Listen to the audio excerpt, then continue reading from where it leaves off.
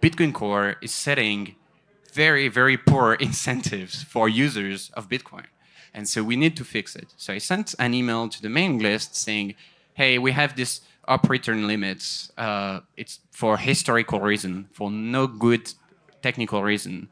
This tenderness limit, in addition to Bitcoin's rules, in addition to Bitcoin's consensus rules, we should just match what Bitcoin consensus rules are instead of having additional Bitcoin Core specific rules on this output type, because people that want to use our public relay are actually doing, it pushes them to do more harmful stuff. So we should remove this bad incentive. So that's why I sent the email to mailing list, which was then weaponized by people on Twitter. And the email again was effectively to remove that arbitrary up return limit that was not congruent with Bitcoin, the protocol, and Bitcoin's consensus rules. Yes. While I agree with you. We should be as close to consensus as Bitcoin as possible, like right as close to Bitcoin as possible. But like removing that was starting drama, probably for unnecessary drama. So like it's gonna happen regardless. Like if they want, what was this company that was Citria? If Citria wants, they'll go to Slipstream, and then if it's profitable, they could go to F2 pool without broadcasting anything. Without like they don't even they could.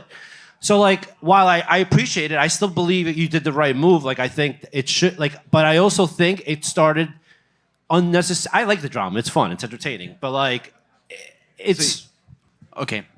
Hang on. Let me pump the brakes because I feel like this is interesting now to exactly 5 people in the room and 4 of them have been at my house for a barbecue. But I want to answer this. For the rest of you, are you following along with like the initial conversation and what happened? I want to back up to something you said right at the end of the explanation for that before you fired off the email, where you said when you were drafting it, you realized that these limits existed for no good, just historical reasons, and they're not being respected in practice. And the argument is then to get rid of them. Dig into that more. Why isn't the argument to tighten them and make it even harder for Citria or whoever to...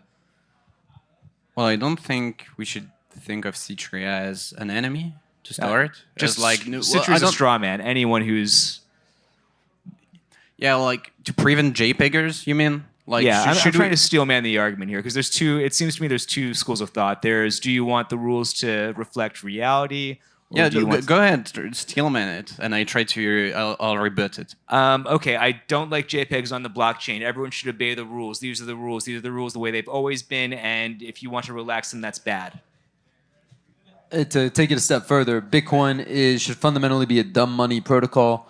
These JPEGers are doing things outside of money that are haram, and as a result, we should be the Bitcoin Core contributors should be doing everything we can to keep Bitcoin halal. Yeah. So I disagree. I think that these are valid transactions. But we're just steelmanning. I understand. Yeah. And I'm gonna disagree with the steelman. Isn't that the point of the steelman? So, look, they're valid transactions that go through. It's his bar. I got nothing.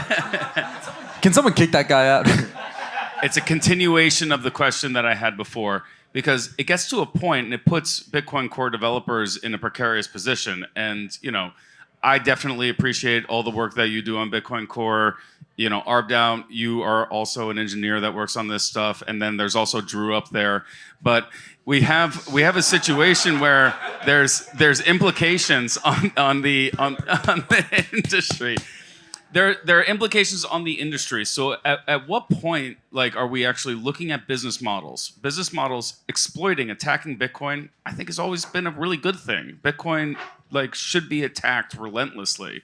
You could disagree with that.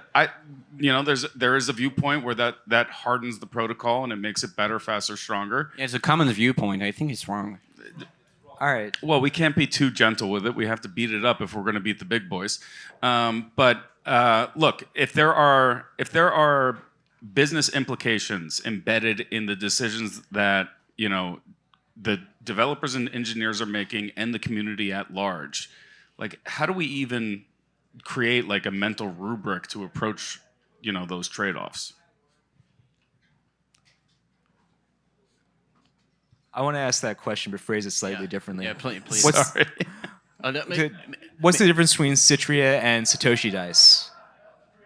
12 years ago, because Satoshi Dice. So I think that that's really fair Yeah. because this conversation in particular, for people that don't know, this bled into the difference between Bitcoin Core and Bitcoin Knots is, one individual developer's view of what are good transactions and bad transactions, and a lot of that had to do with his own personal background and his, beliefs as an individual.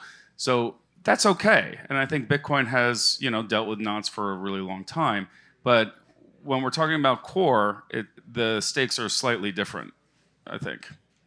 Yeah, well, that's just your opinion, man. It's like, no, it's like, maybe you can think that this BitVM side system stuff isn't interesting. I don't have a strong opinion. I'm like open kind of to like, all right, you guys are trying to do cool stuff, maybe scaling Bitcoin, let's see. But I guess the steelman for your case would be more against JPEGers, because JPEGers are using the chain for what it was not intended to be used for. It's obvious, and they will be priced out. So yeah, the difference between Satoshi Dice and JPEGers today is that today blocks are larger, and the number of actual users of the chain is smaller. It's like nobody cares about using Bitcoin on-chain transactions. It's for free. Block space is free. So if it's free, someone is just going to put garbage in there. It's free and permissionless.